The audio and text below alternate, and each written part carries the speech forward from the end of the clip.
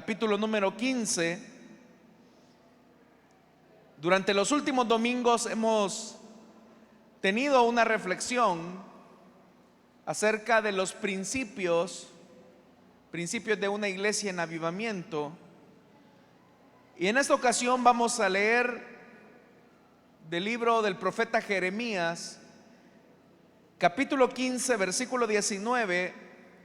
Dice la palabra del Señor: por eso, así dice el Señor, si te arrepientes, yo te restauraré y podrás servirme.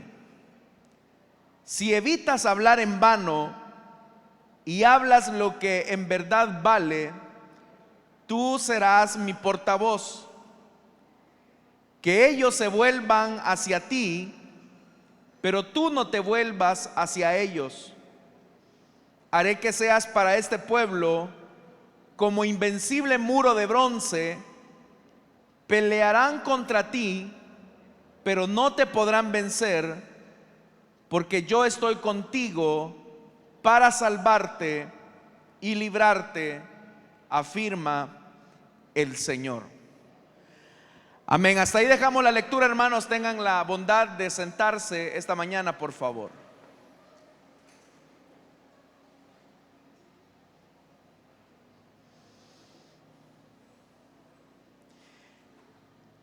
Hermanos, hemos leído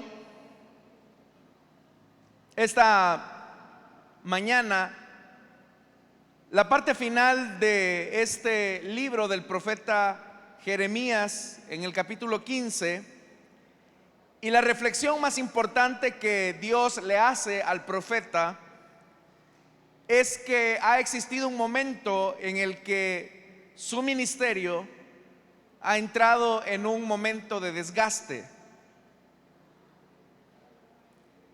Lo que a mí me impresiona mucho de la Biblia es que la Biblia no oculta los defectos de los hombres de Dios o sus momentos bajos. La Biblia, hermanos, es lo suficientemente sincera, honesta, para presentar a sus lectores no modelos terminados, sino personas de carne y hueso que experimentan ciertos momentos de dificultad, por muy hombres de Dios que estos sean. Por eso es que en la palabra de Dios nosotros encontramos a un Moisés que asesina a un egipcio. Encontramos a un David que comete adulterio. Encontramos a un Saulo de Tarso que antes de convertirse en el apóstol a la gentilidad era un perseguidor de la iglesia. Encontramos la decadencia espiritual de Pedro, que lleva a negar a su maestro no en una, no en dos, sino en 3 ocasiones. Es decir, a Dios no le interesa mostrar en la Biblia modelos terminados o modelos perfectos, porque la Biblia no consiste en hacer relucir hombres terminados, pulidos o acabados, sino que la Biblia, hermanos, trata la manera de revelarnos el mensaje de cómo Dios, en medio de la debilidad humana, trata la manera de restaurar nuevamente aquello que en algún momento tenía algún brillo, alguna lucidez, algún resplandor y alguna utilidad. El caso de Jeremías, hermanos, es un caso que también es bastante emblemático, porque Jeremías, desde el inicio de su llamamiento, él coloca excusas delante de Dios para no cumplir la tarea que él le ha encomendado. El Señor se lo dice claramente, que él lo va a enviar a un pueblo terco, que no va a oír, que no va a escuchar, pero que él, sin embargo, tiene que mostrar fidelidad al llamado que Dios le ha hecho. Pero eso, hermanos, el hacer algo que no genera resultados, que no genera el fruto que uno desea, o al menos que uno espera, con el tiempo va suscitando desgaste emocional, espiritual. El estar yendo a predicar a un lugar o a unas personas que no quieren escuchar, que no quieren entender, eso va produciendo un desgaste. Y es ahí donde el hombre de Dios con su finitud, con sus limitantes, se pregunta, ¿valdrá la pena lo que estoy haciendo? Porque para nosotros, hermanos, un modelo exitoso de ministerio es aquel que tiene resultados en conversiones, tiene resultados en avances, tiene resultados en transformaciones, pero uno se podría llegar a frustrar cuando esas cosas no se dan como uno quisiera que se den. Y ese era el caso de Jeremías. Jeremías estaba predicando a un pueblo terco, duro, que lo que hacían era despreciarlo, insultarlo, amenazarlo, amedrentarlo. Y eso obviamente que fue calando en el corazón del hombre de Dios, porque Jeremías, muy hombre de Dios podía ser, muy profeta de Dios podía ser, pero él seguía siendo humano. Y como humano, el desgaste va generando en Jeremías un desinterés por su ministerio. Por eso es que las palabras que esta mañana encontramos del Señor hacia Jeremías cobran mucho significado. Vea lo que dice el versículo 19. Por eso así dice el Señor: si te arrepientes, yo te restauraré y podrás servirme. Es decir, lo primero que Dios le está diciendo al profeta es que debe de existir arrepentimiento en él.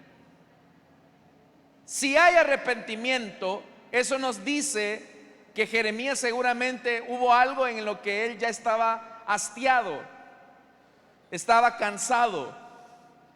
Pero Dios le está diciendo al profeta: si te arrepientes, Jeremías, yo te voy a restaurar. Y solamente restaurado vas a poderme servir como al principio, con interés, con deseo, con fuerza, con vigor. Y dice: si evitas hablar en vano y hablas lo que en verdad vale, tú serás mi portavoz. Que ellos se vuelvan hacia ti, pero tú no te vuelvas hacia ellos. Entonces uno, hermanos, puede pensar que Jeremías seguía creyendo en el Dios de Israel, pero aparentemente la necedad del pueblo lo estaba llevando a él a desistir, a renunciar, a decir: esta gente no entiende, no vale la pena, así que yo ya no les voy a predicar.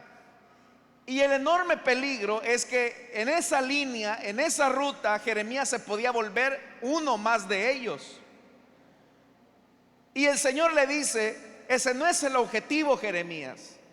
El objetivo es que ellos se vuelvan a ti, no que tú te vuelvas a ellos. Pero la clave está, o se suscita, en que tú permitas que mi acción te restaure nuevamente. Acá, hermanos, es donde vamos a entrar entonces en el siguiente principio de una iglesia que auténticamente tiene avivamiento. Hemos dicho que el primer principio es la necesidad de la presencia de Dios. Cuando somos interpelados por Dios para vivir bajo su presencia, en nosotros se produce una renovación del espíritu y de nuestra mente. Ya dijimos que el avivamiento no tiene nada que ver con la gente de allá afuera, no tiene nada que ver con el inconverso, no tiene nada que ver con el mundo, porque hemos mencionado ya que el mundo no necesita ser avivado, porque ellos nunca han tenido la vida. Cuando hablamos de avivamiento, estamos hablando de que la iglesia en algún momento gozó de la vida de Dios, pero por alguna circunstancia entró en un proceso de decadencia, y esa decadencia lo ha llevado a la debilidad y casi a la muerte. Entonces es la iglesia la que necesita ser avivada. Pero el primer principio, que es fundamental, es que necesitamos la presencia de Dios. Entonces, al ser interpelados por la presencia de Dios, es cuando se produce en nosotros el segundo principio, que es la renovación del espíritu y la renovación de nuestra mente. Cuando aprendemos, hermanos, a ver la vida a la luz de una mente renovada por la palabra de Dios, es cuando aprendemos a descubrir la voluntad de Dios. Cuando tenemos una mente renovada, eso nos hace depender constantemente de la voz de Dios. Cuando tenemos una mente renovada, eso nos coloca nuevamente en el camino de la restauración. Y esa restauración poco a poco va a ir restableciendo la relación deteriorada que en algún momento tuvimos con Dios.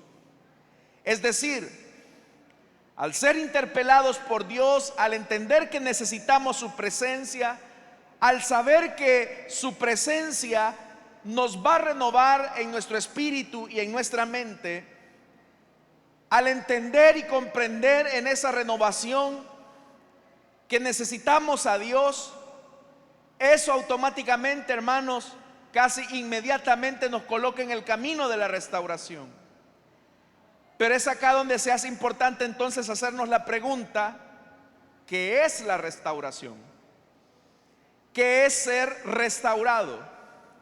Antes de definir qué es restauración, es importante, hermanos, que solo el hecho de hacer notar que necesitamos ser restaurados, eso ya implica que estamos en una condición espiritual, una realidad distinta a la que poseíamos en algún momento y que anhelamos volver a tener nuevamente.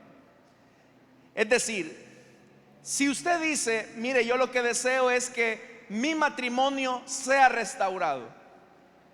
Cuando usted dice: yo deseo que mi matrimonio vuelva a ser restaurado, es porque usted está diciendo: el matrimonio que ahora tengo no es ni la sombra de lo que tuve hace algunos años. Cuando una persona dice: yo quiero restaurar mi relación con mi mamá, con mi papá, con mi pariente con el que me he distanciado, es porque usted está descubriendo la necesidad de volver a tener la relación, la intimidad que en algún momento experimentó. Lo mismo ocurre con la relación con Dios. Cuando experimentamos la necesidad de ser restaurados por Dios, es porque estamos aceptando que hoy tenemos una relación que antes no teníamos con Él. Y no es porque sea mejor, sino porque al contrario se ha vuelto peor. Es decir, nos damos cuenta que hay algo en nosotros que ha desmejorado, que se ha descompensado. No somos útiles, no somos mejores que ayer. Usted puede decir: yo antes, cuando comencé mi vida cristiana, era muy entregado al Señor. Yo antes era muy sensible a la voz de Dios. Yo antes era una persona que gozaba mucho de estar en la presencia de Dios, me gustaba mucho servir. Pero en la medida en que el tiempo ha pasado, me siento desgastado, me siento sin fuerzas, me siento desanimado. Ya no oro como antes, no sirvo al Señor como antes, no leo la palabra de Dios como lo hacía antes. Esa percepción de la realidad es la que nos lleva a la necesaria conclusión que Dios nos necesita restaurar nuevamente. Pero eso solamente se logra cuando la mente ha sido renovada. Es decir, cuando experimentamos la necesidad de la presencia de Dios, y esa necesidad nos lleva nuevamente a renovar nuestro espíritu, a renovar nuestra mente, y Dios nos coloca en el camino de la restauración. Nos hace ver: lo que tú ahora eres no es ni la sombra de lo que en un momento tú fuiste. Entonces, a la pregunta: ¿qué es la restauración? Podríamos decir que la restauración es el proceso por el que las cosas, como mi relación con Dios, mi relación con el prójimo y mi relación con la visión de Dios, adquieren nuevamente valor, estimación y renovación, como al principio, mediante una acción sobrenatural de parte de Dios, por medio de nuestra humillación delante de Él. Entonces, ¿cuándo nos damos cuenta que estamos en el camino de la restauración? ¿Cuándo nos damos cuenta que en nosotros la vida de Dios se está volviendo a resurgir? ¿Cuándo comenzamos a darle el valor a la relación con Dios, a la relación con el prójimo, a la relación con la visión de Dios? Y eso nuevamente para nosotros comienza a adquirir un valor y una estimación adecuada. Esto, hermanos y hermanas, nos tiene entonces que llevar a la siguiente pregunta. Si estamos claros que necesitamos ser restaurados por Dios, entonces, ¿cómo sé yo cuando estoy siendo restaurado por Dios? ¿Cómo puedo asegurarme que yo estoy siendo restaurado por Dios?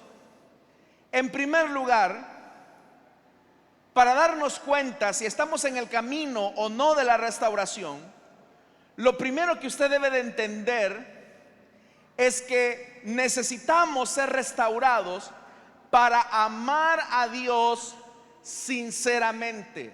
Eso es lo primero. La primera cualidad para saber si voy en camino a restaurar mi relación primera con Dios, lo primero que se va a restaurar es mi amor sincero a Dios.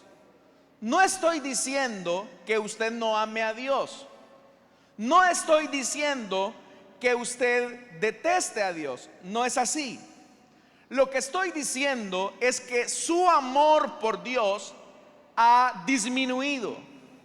Entonces, al ser renovados por la palabra, sabemos que nuestro amor por Dios ha dejado de crecer, o en el peor de los casos ha disminuido. Entonces hágase la pregunta: ¿amo a Dios más ahora de cuando lo conocí? ¿Le doy una estimación real a mi relación con Dios como cuando lo conocí, como cuando era recién convertido? El libro de Apocalipsis nos dice, hablando a la iglesia de Éfeso: yo conozco tus obras, tu arduo trabajo, tu paciencia, y que no puedes soportar a los malos, y has probado a los que dicen ser apóstoles y no lo son, y los has hallado mentirosos, y has sufrido y has tenido paciencia y has trabajado arduamente por amor de mi nombre y no has desmayado. Esta es la descripción de la iglesia de Éfeso. Dios le está diciendo: estoy consciente que me amas, estoy consciente que sabes distinguir entre lo bueno y lo malo, estoy consciente que distingues quién es falso y quién es verdadero, estoy consciente de todo eso. Pero vea lo que dice inmediatamente el Señor: sé que me amas, le dice, pero tengo algo contra ti, y es que has dejado tu primer amor. Recuerda por tanto de dónde has caído y arrepiéntete y haz las primeras obras, pues si no, vendré pronto a ti y quitaré tu candelero de su lugar si no te hubieres arrepentido. Entonces vea esto: el Señor le está diciendo a la iglesia de Éfeso: sé que me amas, pero no me amas como antes. Sé que me amas, pero tu amor no ha ido en crecimiento, sino que ha ido en decrecimiento. Aquí es donde se hace importante, estimados hermanos, que entendamos una cosa acerca del amor de Dios, o el amor hacia Dios. El amor no es una emoción, es una decisión. El amor no es una emoción, es una decisión. Yo decido amar a Dios y decido amarlo este día, y ese amor debe de crecer cada día. Entonces, al reconocer mi necesidad de la presencia de Dios y ser renovado en mi espíritu y en mi mente, nos damos cuenta que en un punto de nuestra vida hemos dejado de amar a Dios como deberíamos. Esta mañana es importante entonces que cada uno reflexione sobre su calidad de amor hacia Dios. Usted recordará que cuando Pedro le falló al Señor y lo negó 3 veces, la primera pregunta que Jesús le hizo a Pedro fue: ¿me amas? Esa fue la pregunta. Y Pedro tuvo que decir: sí, Señor, tú sabes que yo te amo. La segunda pregunta fue: Pedro, ¿me amas? Sí, Señor, tú sabes que te amo. La tercera pregunta fue: Pedro, ¿me amas? Entonces, estimados hermanos, ¿cómo sé yo si estoy siendo restaurado por Dios? ¿Cómo sé yo si mi corazón se está avivando nuevamente por su presencia? ¿Ha crecido su amor hacia Dios? ¿Está creciendo su amor por Dios? ¿O siente que va en disminución? El apóstol Pablo, escribiendo a la iglesia de Corinto, decía: pero si alguno ama a Dios, ese es conocido por él. Si alguno ama a Dios, Dios lo conoce. Dios sabe, hermanos, la calidad de nuestro amor. Él conoce qué tanto lo amamos. Él sabe si nuestro amor ha crecido o si nuestro amor por Él ha envejecido, se ha añejado, se ha vuelto un amor frívolo. Usted sabe que en las relaciones matrimoniales, si el amor no se renueva continuamente, ese amor envejece. Y no estoy hablando de un envejecimiento de edad, porque eso es algo inevitable de la vida. Estoy hablando que si el amor no se renueva como una muestra de una decisión que tomo hacia mi esposa, hacia mi esposo, puede ocurrir el gran peligro que el amor se vaya apagando hasta que se vuelva una relación de dos desconocidos viviendo bajo el mismo techo, durmiendo con una persona a la que medianamente conozco, pero por la que ya no siento la misma decisión de amar. Lo mismo puede ocurrir acá. Puede ser que usted venga a la iglesia por costumbre. Puede ser que usted venga a la congregación, sirva a Dios en sus privilegios por costumbre. Puede ser que usted haga todas las cosas por costumbre y no por amor. Entonces la pregunta debe de ser: ¿me amas, Juan, María, Roberto? ¿Me amas, Jacqueline? ¿Me amas, Alberto? ¿Me amas?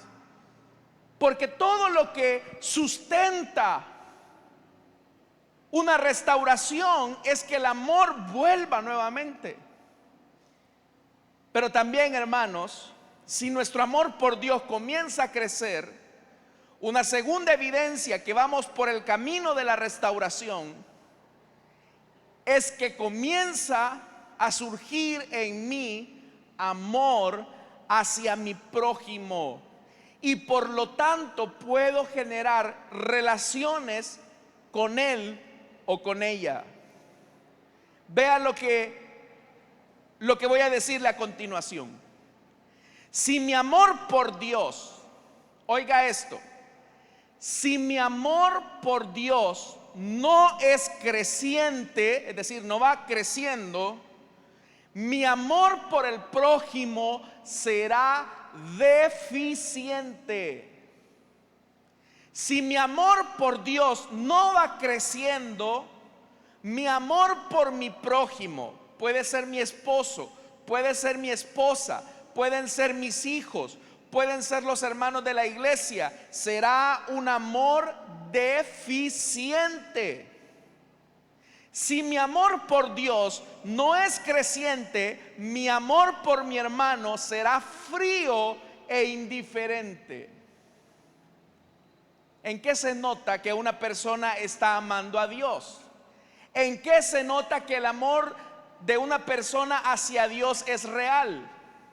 En la calidad de amor que expresa hacia sus hermanos.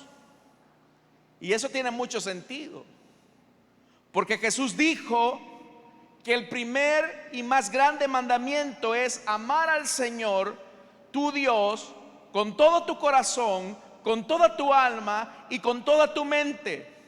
Ese es el primer y más grande mandamiento, dijo Jesús.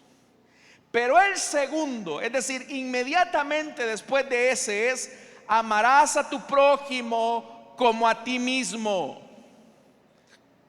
Entonces vea, si mi amor por Dios va creciendo, ese amor va a desbordar hacia las personas que me rodean. Si mi amor por Dios está siendo restaurado, el amor hacia las demás personas será también evidente. La misma palabra de Dios también lo dice: queridos hermanos, amémonos los unos a los otros, porque el amor viene de Dios, y todo el que ama ha nacido de Él y lo conoce. El que no ama no conoce a Dios, porque Dios es amor. Si alguien afirma: yo amo a Dios, pero odia a su hermano, es un mentiroso. Pues el que no ama a su hermano, a quien ha visto, no puede amar a Dios, a quien no ha visto. Él nos ha dado este mandamiento: el que ama a Dios, ame también a su hermano. Entonces vea la relación. Un amor creciente hacia Dios es un amor efectivo hacia mi hermano. Un amor que no es creciente hacia Dios es un amor deficiente hacia mi hermano. ¿Sabe por qué hay personas que les es difícil relacionarse con otras? ¿Sabe por qué existen personas que no se pueden relacionar con un tipo de hermano o hermana, o con algún tipo de familiar? Porque su amor hacia Dios en un punto de su vida cristiana dejó de crecer. Usted quiere tener la medida, usted quiere tener el termómetro de su temperatura, de su calor de amor hacia Dios. Nótelo en algo: estoy amando más a mi esposa, estoy amando más a mis hijos, estoy amando más a los hermanos de la iglesia. Mi amor es tan grande que soy tolerante con el que me ofende. Mi amor es tan efectivo y eficiente que aquellos que me insultan soy capaz de verlos con misericordia y no con enojo o amargura. Entonces, la segunda evidencia que estoy en el camino de la restauración es que mi amor hacia el prójimo es creciente. Y por eso es que también la palabra de Dios dice que todo el que cree que Jesús es el Cristo ha nacido de Dios. Y todo el que ama el Padre ama también a sus hijos. Entonces Dios lo que dice en su palabra es: si tú me amas, amas a los míos. Si tú me amas, si tu amor hacia mí es perfecto, vas a amar a los míos. Vas a ser tolerante con ellos, vas a ser paciente con ellos, vas a tratarlos con mansedumbre. Si tu trato hacia ellos es hostil, es indiferente, si tu trato hacia mis hijos es frío, no puedes decir que tu amor hacia mí está creciendo, porque no es verdad. Así que hágase la pregunta: ¿qué tanto ama usted a Dios? ¿Y qué tanto usted ama a su prójimo? Entonces, una iglesia que está experimentando el favor de Dios, el avivamiento por Dios, es una iglesia que su amor por Dios crece y su amor por el prójimo se manifiesta. Ojo, la palabra de Dios dice que la fe sin obras es muerta. ¿Están acá, hermanos? La palabra de Dios dice que la fe sin obras es muerta. Entonces, el amor auténtico a Dios se expresa en acciones concretas. Y eso me lleva, hermanos, a la tercera evidencia que estoy en el camino de la restauración. Y es que comienza a existir una restauración para servir a Dios y servir a mi prójimo. Vea que aquí hay un elemento importante. Cuando estoy en el camino de la restauración, se restaura mi deseo de servir a Dios y de servir a mi prójimo. Usted recordará que cuando el Señor Jesús, en el proceso de restauración que llevó con Pedro después de haberlo negado, y ante la pregunta, Pedro, ¿me amas?, Jesús le dijo algo. Está bien, Pedro, tú dices que me amas. Ahora, la evidencia para mí, Pedro, de que tú me amas es que vas a ir y vas a apacentar a mis ovejas. Pedro, ¿me amas? Sí, Señor, te amo. Apacienta mis corderos. Pedro, ¿me amas? Sí, Señor, tú lo sabes. Apacienta mi rebaño. Pedro, ¿me amas? Sí, Señor, tú lo sabes todo. Apacienta mi grey, apacienta mis ovejas. Entonces, ante la pregunta, ¿me amas?, lo que el Señor le estaba diciendo: pastorea, cuida lo que yo amo. Si tú me amas, vas a cuidar, vas a proteger lo que yo también cuido, lo que yo también amo. Pero tu posición va a ser la posición de pastor, es decir, el que sirve al pequeño. Entonces, hermanos, al igual que cuando Pedro fue restaurado por Dios, Dios le comisionó para que no siguiera viviendo para él mismo. Porque usted recordará en ese relato que Pedro estaba pescando para él, estaba pescando para salir adelante él. Pero el Señor le dijo: Pedro, yo de ti, y te lo dije hace 3 años, he decidido hacer un pescador, pero no de peces, sino de hombres. Y ahora te estoy diciendo más claramente que la evidencia de que tú auténticamente me amas es que vas a servir y vas a amar lo que yo también he servido y a quienes he amado. Entonces, ¿cómo sé yo que voy en la ruta de la restauración? Cuando mi deseo de servir a Dios crece, cuando mi deseo de expresar mi amor a Dios por medio de acciones concretas hacia los demás crece. ¿Se recuerda cuando usted era recién convertido? Cuando usted había nacido de nuevo, ¿cuál era su deseo? ¿No era acaso su deseo el servir a Dios? A donde quiera que lo pusieran, usted quería hacer algo. Si se trataba de barrer antes de hacer la célula, si se trataba de servir un vaso con agua a un hermano, si se trataba de ir a orar por alguien, usted lo hacía de buena manera, sin renegar. Pero también en qué se nota cuando el amor ha disminuido, cuando siempre ponemos excusas para servir a Dios y siempre ponemos excusas para servir a nuestro hermano, cuando muchas veces ponemos reservas y comenzamos a decir: ay, es que solo a mí me dicen, solo a mí me ponen, ¿por qué no buscan a otro? Entonces esa es una evidencia que su amor por Dios ha disminuido. Amados hermanos, la pandemia nos ha colocado frente al desafío del amor como una muestra de servicio hacia los demás. Tal vez usted puede decir: hermano, pero yo ya no estoy sirviendo porque quizás el área que a mí me tocaba servir no está funcionando. Pero es que el servicio, ojo, servicio a Dios no es lo mismo que activismo en la iglesia. Hay personas que pueden ser muy activas en la iglesia y no estar sirviendo a Dios. Así como Marta: maestro, dile a mi hermana que me ayude.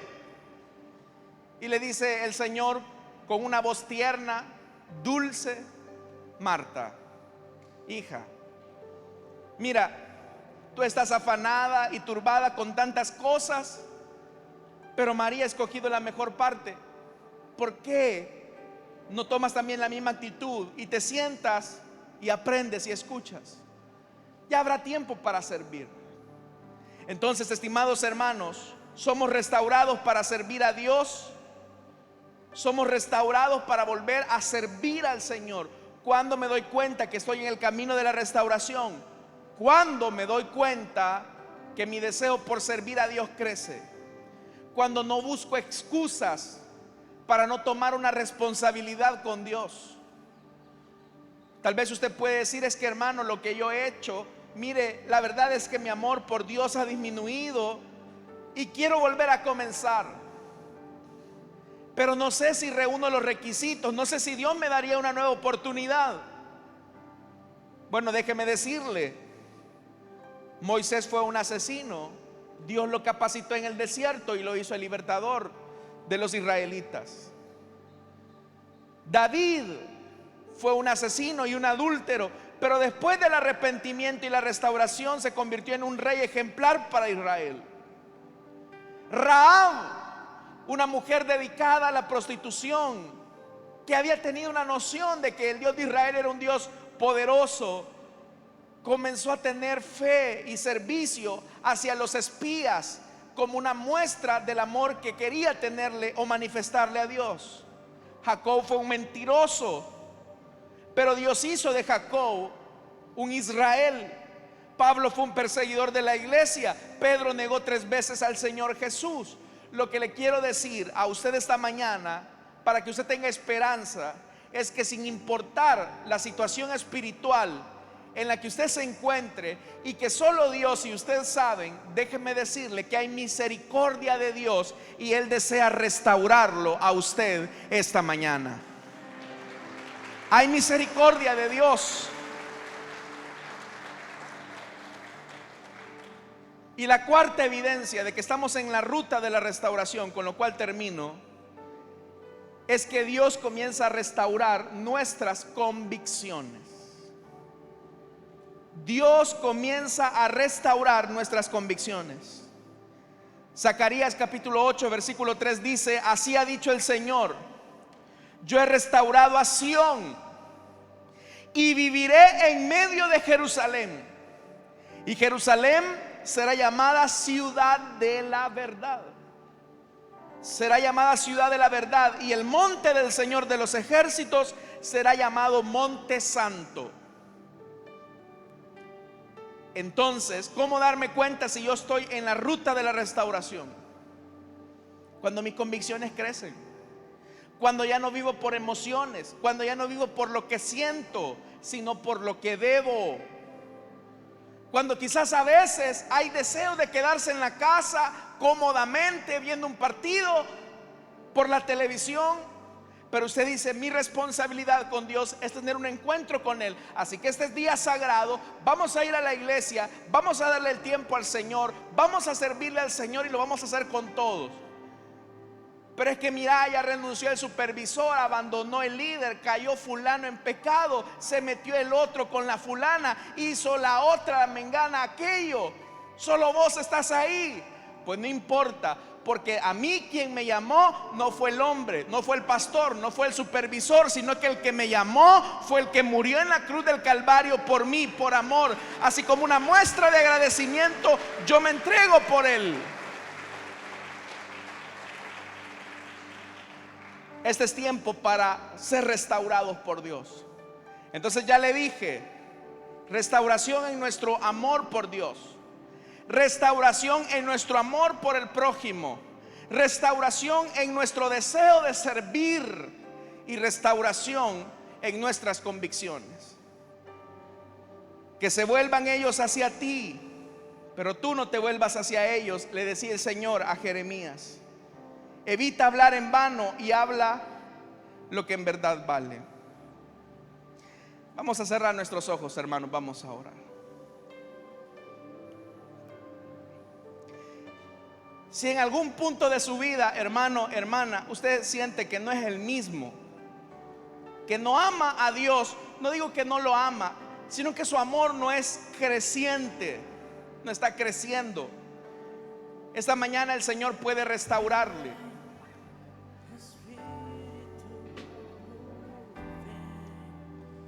¿Hay alguien esta mañana que desea entregarle su vida a Cristo o desea reconciliarse?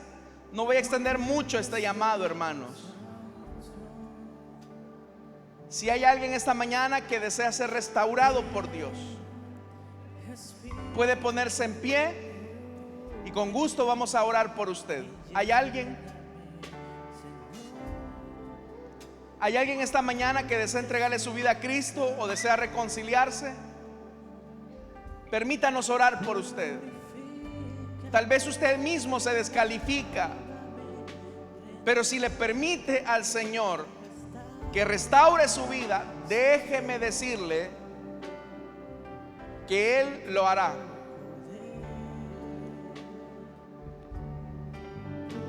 ¿Hay alguien? Dios le bendiga a la dama que se pone en pie. ¿Hay alguien más que necesita ser restaurado como lo hace la dama?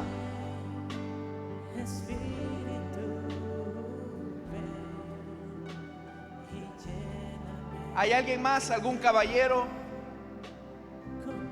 ¿Algún joven que desea ser restaurado por Dios? Dios le bendiga al caballero, bienvenido. ¿Hay alguien más que desea ser restaurado por Dios? Vamos, puede ponerse en pie. Dios le bendiga también a nuestra hermana. ¿Hay alguien más que desea ser restaurado por Dios? Tal vez en un punto de nuestra vida. Dios le bendiga a la niña que se pone en pie. ¿Hay alguien más que necesita ser restaurado por Dios? No importa lo que usted haya hecho, eso no es importante. No es a nosotros a los que nos va a dar cuenta. Vamos, si usted ha sido tocado por Dios y por su palabra, póngase en pie esta mañana. ¿Hay alguien esta mañana que desea ser restaurado por Dios allá atrás? Vamos, joven, ponte en pie. Dios quiere restaurarte. No importa lo que hayas hecho, solo permítele a Él que su perdón te dé vida nueva. ¿Hay alguien más? Vamos a orar por estas vidas. Oremos. Padre que estás en los cielos, gracias te damos, Señor, por estos hombres y mujeres que están puestos en pie. Quiero pedirte que los restaures. Quiero pedirte que a partir de este momento exista un deseo profundo de amarte. Ellos te necesitan. Perdona sus pecados. Dales vida nueva. Y que a partir de este momento, Señor, exista en ellos un amor profundo hacia ti y hacia su prójimo. Que en ellos haya un anhelo de servirte, no solamente en las casillas de la iglesia, sino en todo tiempo, en sus vecindarios, en sus lugares de trabajo, manifestando así el amor que has derramado en ellos. Que a partir de este momento la semilla de las convicciones comience a dar su fruto.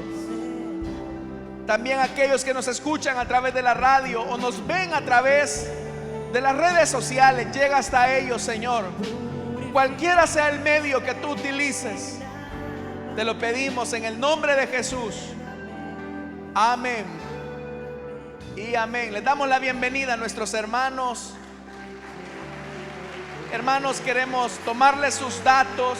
Permítanos tomarles sus datos para que los hermanos puedan acercarse y visitarle y felicitarle y animarle.